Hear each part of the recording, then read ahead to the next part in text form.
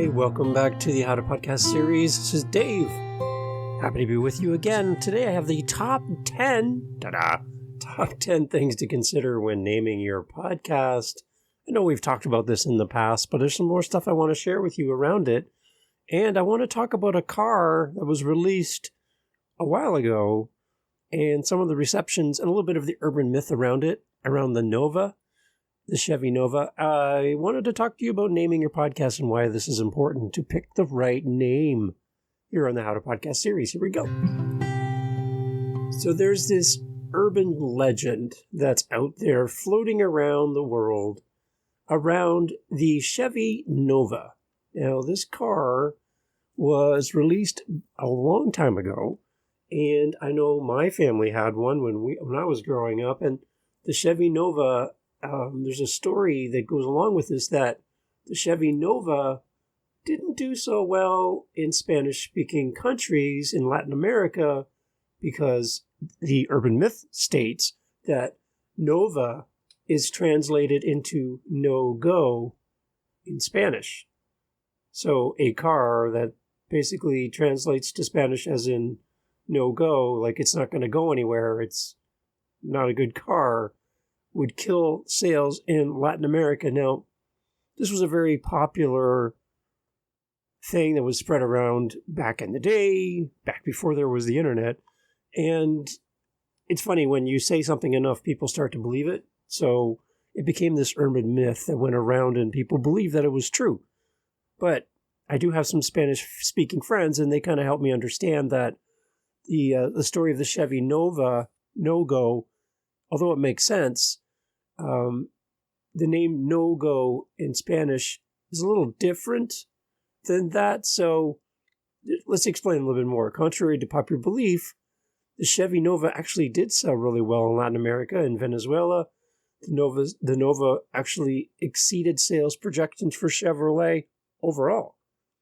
And for my Spanish-speaking friends, likely understand why the Chevy no-go story is a myth. For one, in Spanish, Nova and no space va don't sound the same, and most people would confuse them. It would be like saying carpet and then separating carpet into two words, car and pet. Carpet, car, pet. Nova, no space, go. Okay, so you understand we kind of separating the words into two different words? They sound different and have different meanings. Also, Nova would be a highly unusual way to describe a car that can't drive or function.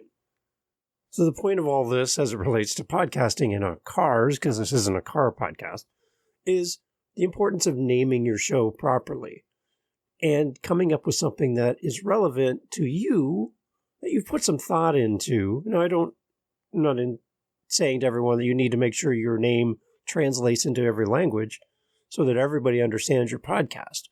Focus on your audience and who it's for, but just put some thought into the name of your podcast. And I've got 10 things that I'd love to share with you as you consider how to name your show appropriately. And this is in addition to past episodes where we've kind of touched on this already, but some key considerations for you to think about. Number one is relevance. Choose a name that directly reflects the content and the theme of your podcast. It should give listeners a clear idea of what your show is about. If you said to somebody the name of your podcast and then asked them, what do you think it's about? Would they be able to answer it just based on the name, not even hearing a single episode? So if I said, I'm going to do a podcast called The Apple Podcast, and I said to somebody, what do you think it is? What do you think a podcast is about? Well, that could be Apple products. That could be the Big Apple in New York. That could be about fruit. Like, there could be any of those things. So it's not really clear when I just say the Apple Podcast. I want to be able to give something that gives a little more meaning behind the podcast that I'm creating so that people can find me. That makes it a lot easier, but also they have a clear idea what the podcast is about. And you don't need to explain it to everyone. So put some thought into the name. Is it relevant? Number two, the memorability of your name. Does it stick in your head? Is it that thing that's like that song? You know, that song that you hear once and then you can't get it out of your head? Usually happens on TikTok for me. And then I hear this song everywhere and I just like, oh, not again. It's the memorability of your name of your show. Aim for a name that is catchy, easy to remember, easy to spell, and stands out among all of the other podcasts. And avoid overly complicating the name of your show with really long names or really hard to spell names. If you have to explain every time how to spell the name of your podcast so they can find it online, that's a problem. It could become a unique selling point for the name of your show over time, but for early days in your podcast, the harder you make it for people to remember the name of your show, the harder it is to find it. Think of somebody doing something, hearing the name of your show, not having any way to document it, not being able to write it down, put it in their phone, and they're trying to go by memory. Good chance they're not going to remember the name of your show or how to spell it if it's really long or difficult to spell. So number 3, SEO friendly. Search engine optimization. It's friendly. When people go to Google, go to whatever search engine they go to, opt for a name that incorporates relevant keywords or phrases related to your podcast topic. I really love, and I've talked about this before, I really love a more of a generic, vanilla kind of approach to the name of my podcast. And then I get a little more creative with the topics and the podcast episode titles for my show to leverage search engine optimization. I kind of go wide and a little big with the name, but then focus my audience in with the episode titles. So go with something that's a little bit more broad that somebody would type into a search engine. I want your podcast to show up when somebody searches for your topic. So think about, what are people typing into Google? What would you type into Google to find your show or to find content for your show? Act like a listener and make it easy for people to find you by thinking like they do. This can help to improve your podcast visibility in search results. And that's going to help you long term and help your podcast to grow. Number 4, uniqueness. Ensure that your podcast name is distinct and not already used by other popular podcasts to avoid confusion and possibly trademark issues. So if you're going to do the Apple podcast On Fire, because there's many podcasts called On Fire, I heard another podcast guru mentioning that there's so many out-of-the-box named podcast, which is, and they were making this joke, kind of ironic that they're thinking outside the box, but the name of their show is the same as 20 other shows that also say thinking outside the box, which is then really not thinking outside the box. So do something unique and different, creative, and special for your show, and that'll make it easier for you to cement your spot in the podcasting world. Number 5, audience appeal. Consider what your target audience and the tone of your podcast. Choose a name that resonates with your intended listeners and reflects the podcast's personality. Your podcast has a personality. It has an attitude. It has a feel. And you need to embrace that in the name of your show, in the music, and in the social media content, and your podcast images, everything.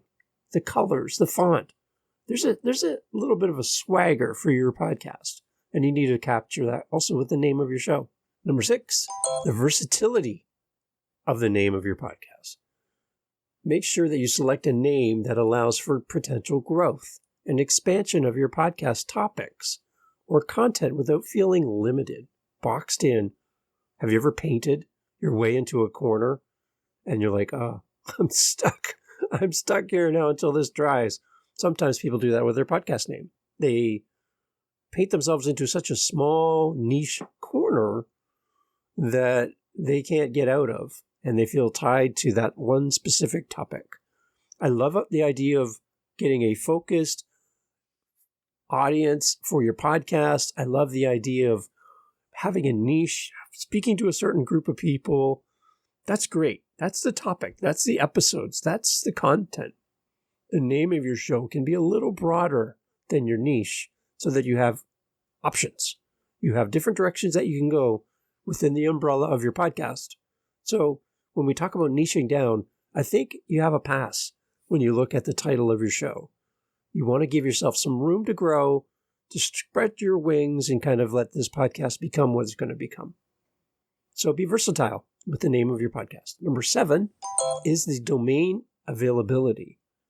Is the name of your show available as a website domain? And today we have more options than .coms.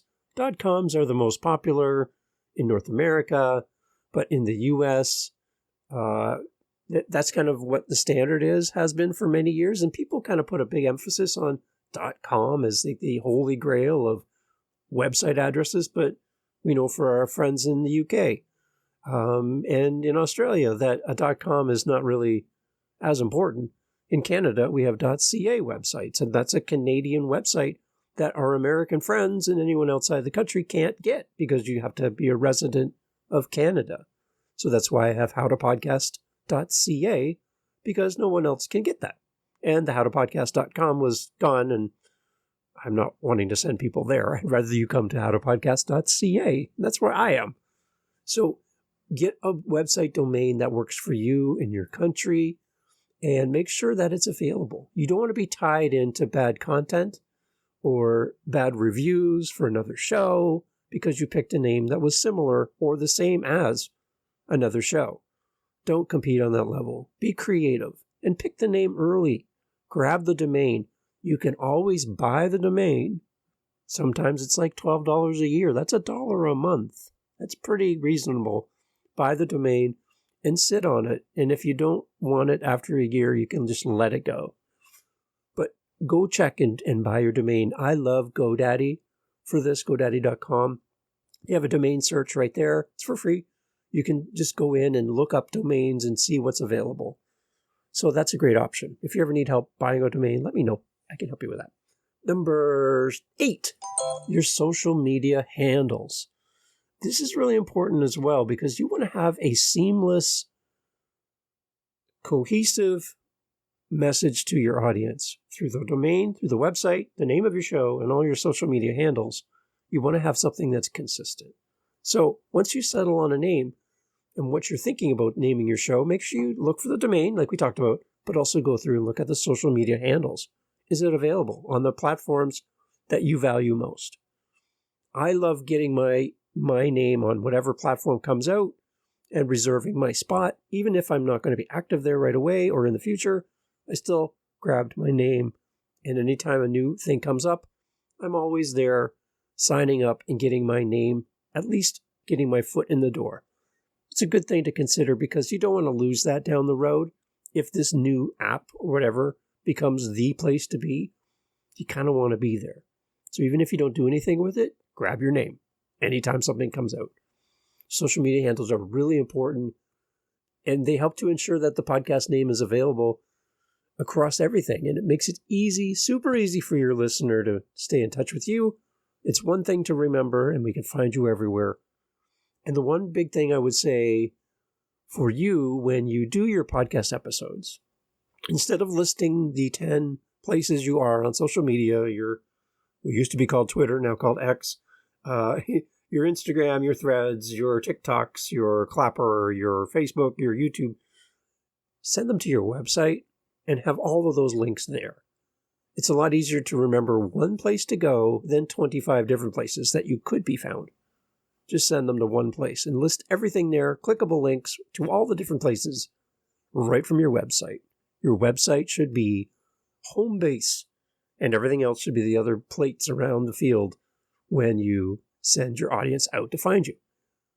And number 9, avoid trends. Trendy names that come in, they're popular, and then they fade away. While trendy names might seem appealing initially, they can quickly become outdated. Opt for a timeless name that will age well. Let's just pause here for a second and talk about how to podcast. Pretty easy to identify what this show is about. It's pretty well right in the name, simple to remember, very common thing for people to say, and it's got amazing search engine optimization. I do get buried with all of the other how-tos out there. That's hard to wrestle against, but I am being found. It is working, and the more content that goes out into the world, the more interaction I have, and the more that my website brings value to search engines as people search, will bring more people into my world. So it takes a lot of work behind the scenes to rank higher in a search on Google. But a big part of this is not giving money to some person to get me there. It's me doing the hard work behind the scenes. And you can do this as well without paying for this. And lastly, number 10, before you settle on the name of your show, test the name of your show and get feedback. Before finalizing your podcast name, before buying the website, before getting all the social media handles, before telling everybody what your show is, recording 10 episodes, saying the name over and over, before you finalize the name of your podcast, test it with friends, family, potential listeners, maybe some guy named Dave who has a show called How to Podcast, and gather feedback to make sure that you're on the right path and make any necessary adjustments before you land on the final name for your show. Feedback is always great.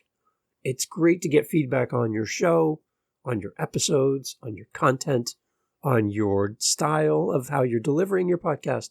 But the name of your show is also a great thing that you need feedback on. I'd love to help you with that. If you have a question or you want to share with me the name of the show that you're working on before you go out in the world, I'd love to give you some feedback. And that's always free over at howtopodcast.ca.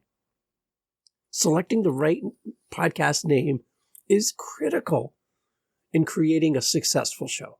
It's super important. A relevant, memorable, and SEO-friendly name that resonates with your target audience will set the tone for your podcast identity and impact and overall visibility and growth. Take the time to choose wisely and consider feedback to ensure your podcast name represents your content and stands out in a competitive podcasting landscape. Remember, the most unique thing about your podcast is not its name, it's not its content, it's not its website. The most unique thing about your podcast is you. And even though there's 100 podcasts that talk about your topic, there's only one you. Leverage what's unique about your podcast, and that's you. Create a show that you love, and your audience will find you and they'll stick around. Howtopodcast.ca is the website, and the question we have out there for everyone right now, currently, is on our Podcasters Corner. What is one call to action that you would have at the end of your show, and why is that call to action important? And then also tell us the name of your show and how we can find it by going over to howtopodcast.ca. Use the little speak pipe icon there. Record a little voice message telling me the name of your show, where we can find it, and your answer to that question. If you only had one call to action, what would it be and why? And what we're going to do is compile your answers, put them here in the podcast, and let everyone hear your show about your podcast and hear your thoughts on the one call to action that you would pick and why it's important to you. Howtopodcast.ca. Talk to you there soon. Take care.